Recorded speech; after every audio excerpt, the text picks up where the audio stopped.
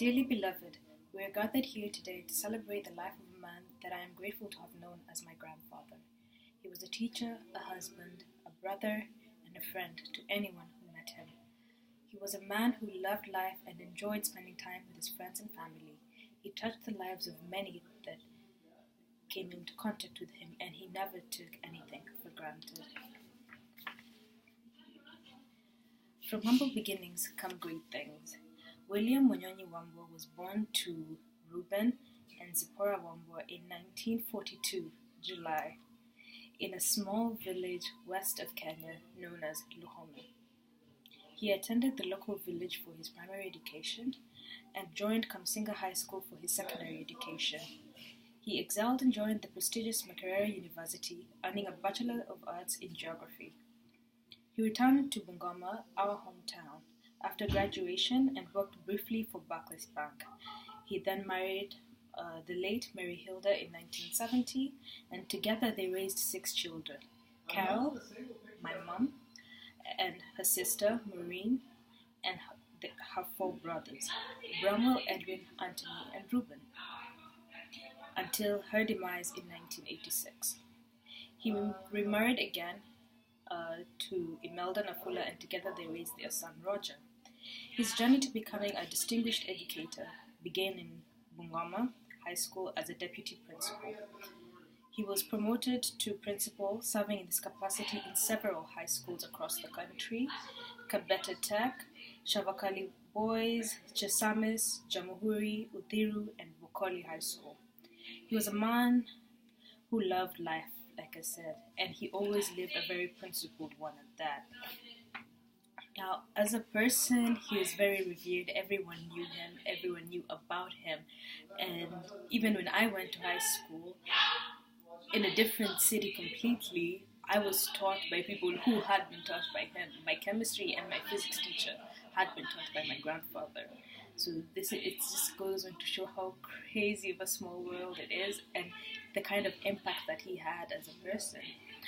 Now, when my mother was pregnant with me, he made her promise that I would go to his house before I went to my mother's house when I was born. And so, mind you, this is an 8-hour drive distance in between where my mom worked and where my grandfather lived, our upcountry. So the day my grandfather got the news that my mom had gone into labor, he started a party. He called everyone, and even people who weren't invited showed up.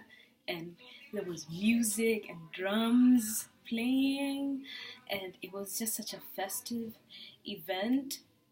And when I was finally born and was on the road, I was told the story, of course. I have no recollection of it, but once we got there, it was intense. My grandfather took me in his arms from the gate that's about half a mile down from where the actual house is, and he was accompanied by drums. And now this stereotypical image you're having in your head about a small western village and drums, and that's exactly what it was like, only without the animal skins and a ululating or a monkey like the Simba thing. Yeah. So he carried me and was singing with the choir women and the drums all the way down to his house. The entire street knew that I had been born because of him. It's just it's such a strong bond that's hard to explain to anyone else.